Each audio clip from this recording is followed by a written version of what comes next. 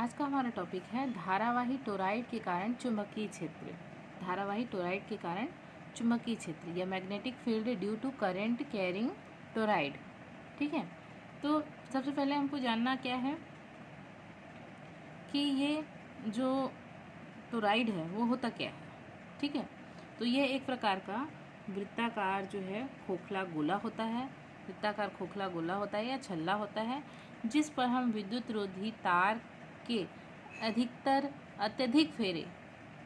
या अत्यधिक फेरे पास सटाकर लपेटे जाते हैं। ठीक है, पास सटाकर लपेटे जाते हैं। इसे हम एक लंबी परिनालिका या फिर एक वलय के रूप में इसे एक लंबी परिनालिका या वलय के रूप में मोड़ दिया जाता है। वलय यानी कि समझो, एक प्रकार से समझो कि रिंग समझ लो। ठीक है, एक अंगूठी रिंग जो होती है ना, वैसे ही समझ लो। ठीक है, लेकिन ये खोखला है, तो एक इस तरह से होता है और इसका कोई सिरा नहीं होता है, क्योंकि ये रिंग के फॉर्म में होता है, इसलिए इसका कोई भी सिरा नहीं होता है। एक आदर्श टोरॉइड की मोटाई उसकी त्रिज्या की तुलना में नगण्य होती है। उसकी जो मोटाई होती है ये, ठीक है, वो वैल्यू जो है बहुत ही नगण्य होती है, क्योंकि वो त्रिज्या की तुलना में नगण्य होती है, यानी कि त्रिज्या का वैल्यू जो है अधिकतम होता है। ठीक है, तो इस प्रकार से हमको क्या निकालना है, टोरॉइड के अंदर चुंबकीय क्षेत्र निकालना है। ठीक है, टोरॉइड के अंदर चुंबकीय क्षेत्र निकालना है। तो मान लीजिए कि टोरॉइड की प्रति एकांक लंबाई में फेरों की संख्या n है। ठीक है, ये बहुत सारे तार के माध्यम से इसको लपेट कर बनाया गया है, तो ये तारों की जो संख्या है वो क्या है, प्रति एकांक लंबाई में n है, और फेरों की संख्या जो है n है, और इसमें I धारा प्रवाहित हो रही है।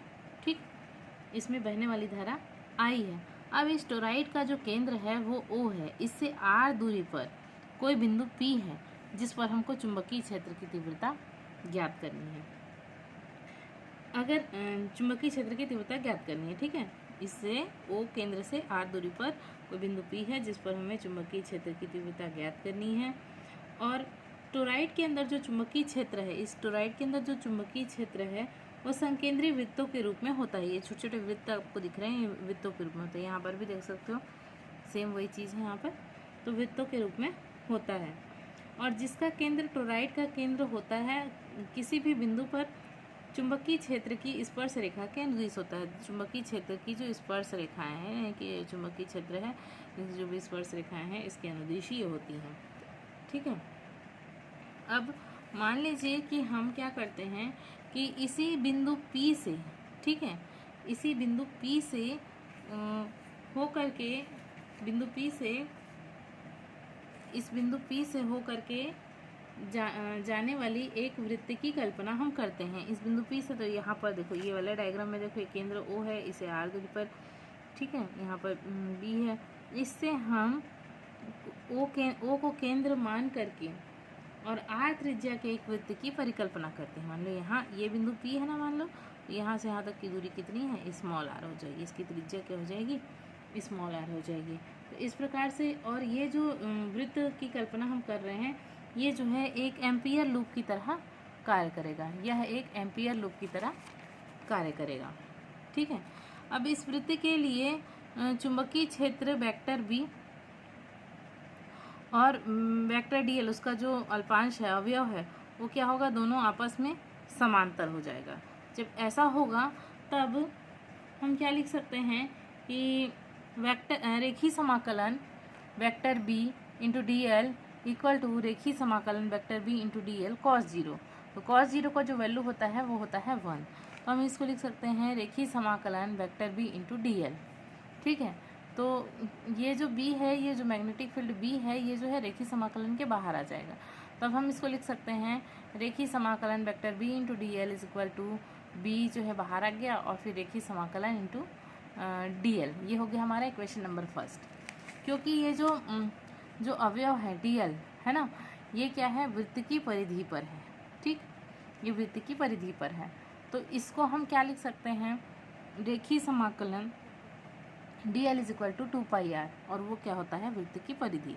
तो इस dl रेखीय समाकलन dl का जो वैल्यू है, यहाँ से ये वैल्यू को हम यहाँ पुट कर देंगे। ठीक, यहाँ पर तो इतने का वैल्यू क्या हो जाएगा, 2πr।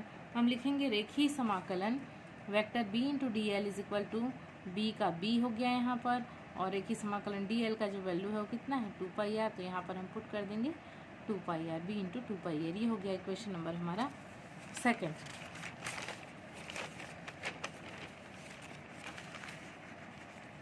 अब एम्पियर के परिपथी नियम से, एम्पियर के परिपथी नियम से क्या कहते हैं कि vector b into d l is equal to mu naught into r त्रिज्या के वृत्त से घिरी हुई कुल धारा, आर त्रिज्या के वृत्त से घिरी हुई कुल धारा, तो equal to mu naught into r त्रिज्या के वृत्त से घिरी हुई कुल धारा। तो उसमें जो वृत्त जो त्रिज्या है, आर त्रिज्या का जो वृत्त है उसमें फेरों की संख्या कितनी है ये भी देखा जाएगा।